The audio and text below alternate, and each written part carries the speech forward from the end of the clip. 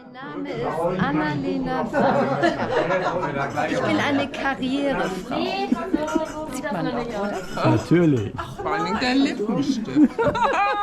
Das haben wir schon. Nee, sag ich nix. Jetzt. Guten Tag, mein Name ist Cindy Hoffmeister. Ich komme von Fernsehen, genauer gesagt von der Serie Bauer sucht Frau. Ah. Was läuft heute mit Rosi? Darf ich noch nicht verraten. Was läuft heute mit Hajo? Ich sag nix.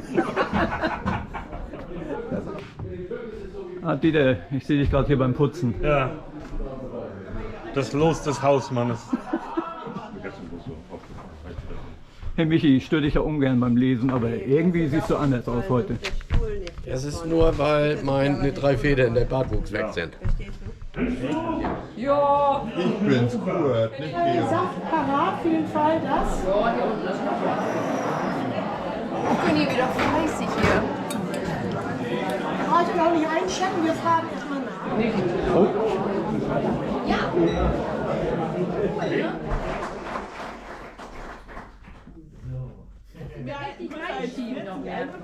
Noch weiter?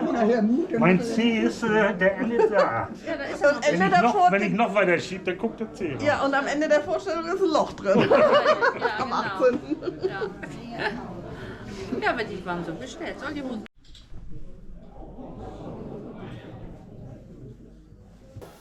Wie sag ich einfach, ich bin Naturschützerin.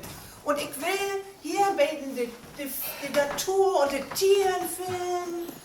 Ja, und der Atmosphäre von so einem Bauernhof einfangen. Und dann Hallo, wo kommen Sie her?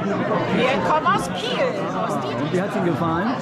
Hervorragend. Sehr Ich gut. bin auf das Ende schon sehr gespannt. Okay. Und Ihnen, wie hat es Ihnen gefallen? Mir hat es auch sehr gut gefallen und wir sind nicht das erste Mal und auch nicht das letzte Mal hier. Ah, wunderbar.